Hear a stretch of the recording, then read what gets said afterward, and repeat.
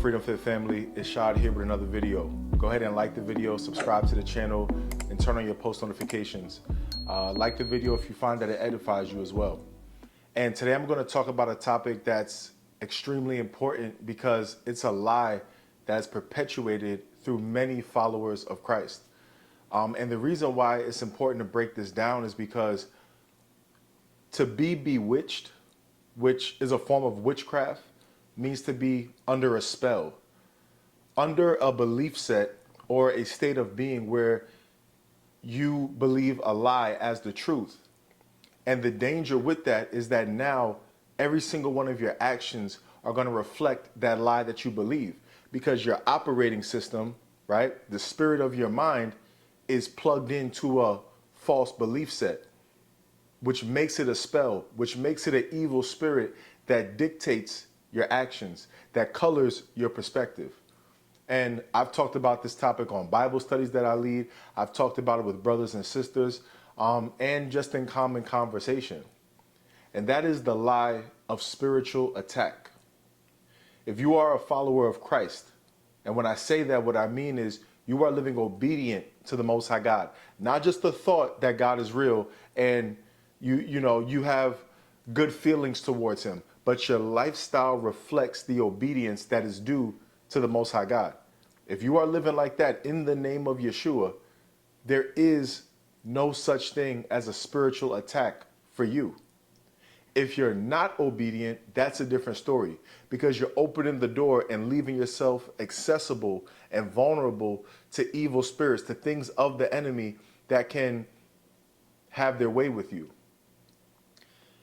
Now, let me go a little bit further in what I'm saying for those that do follow Christ. You might, read certain verses like, Satan roams around like a roaring lion seeking whom to devour. God doesn't tempt you with evil. You may read those verses or think of those verses as I'm saying this. But before I go into what I was going to actually say to combat that, I want to say this point too. When you talk about spiritual attack, what you really do is you place yourself in a victim mentality. You put yourself in a perspective where, I'm just here vulnerable, alone, and Satan has just caught me at an inopportune time and is trying to break me down. He's just attacking me, hurting me, breaking me down, as if the Most High God is not present in that situation. So that's the issue with it. But to combat those other verses, Christ says that we have the authority to trample over scorpions, serpents, and all attacks of the enemy, all devices of the enemy. I'm paraphrasing, but that's pretty much it. I believe it's either Luke 10:20 or Matthew 10:20, right? But I give you all authority to trample over scorpions, so on and so forth. Romans 8:28. All things work for the good for those who love God and are the called according to his purpose, right? There's several more as well, right? We also need to pay attention to how scripture says God controls the dark and the light, the evil and the good. He does all these things, right? So why is this important, and where does this lead us to? Does that mean that you're never going to have a circumstance that is challenging, that seems like it's happening at the worst time, that is very inconvenient for you, right? No, it doesn't mean that. But what you have to do is see God in every single situation. And God knows your thoughts and responds to your thoughts. And to God, thoughts are an action. So when you're thinking spiritual attack, do you know what happens? You start to attract spiritual attack. You start to attract more little demons. You start to attract all things of Satan. Why? Because you're worshiping him with your thoughts. You thinking attack puts you in the spirit of fear, and that's not from the God of peace. So it is imperative for you to discard any thought regarding a spiritual attack. And it also gives you an excuse. Oh, I'm just being so attacked. I'm just being so broken down. Satan's having his way with me.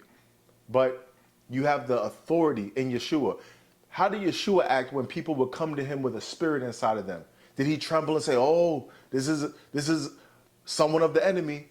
This is a threat. This is something that's scaring me. No, he spoke with his authority, because just like they knew who Yeshua was in the spirit, they know who you are. So they're not going to come toward you unless you give access to it. With your thoughts, you can give access. Think about what Job said. The thing that I feared most happened to me.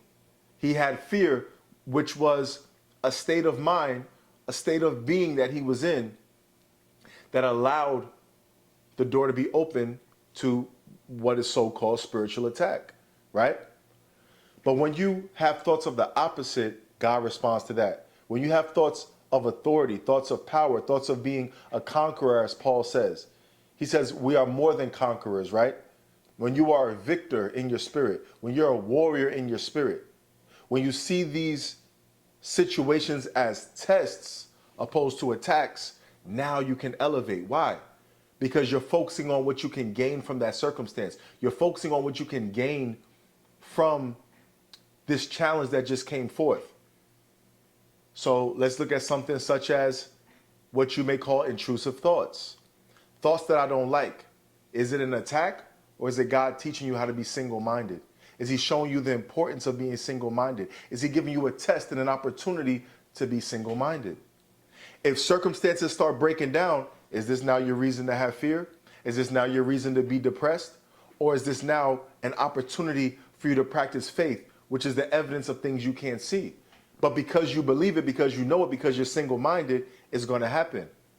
God says a double-minded man won't receive anything from him. And fear is indecisiveness. Fear is uncertainty. So you see how that spirit can bring dangerous things to your life?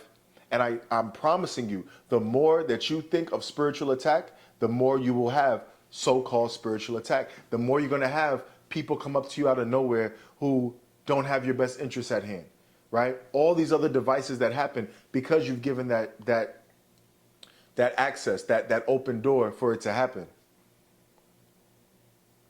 In the book of 1 Peter, I believe it's 1 Peter, it says, if there is any virtue, think of these things that are lovely, pure, of good report, right? All of that. A virtue is a behavior. So he calls those thoughts a virtue, right? So when your thoughts are thinking of Satan all day, you're having a behavior that reverences him and worships him. That same reverence and worship that's due for the Most High God. And again, it keeps you in this hamster wheel of attacks, of victim mentality, right? And I'm not just talking about switching your perspective. I'm telling you factually, there is no such thing as spiritual attack. And thinking that there is and operating in that is allowing you to live a lie and operate in a spell, right? It also says that God will not allow you to be tempted past what you are able, and will always give you a way out.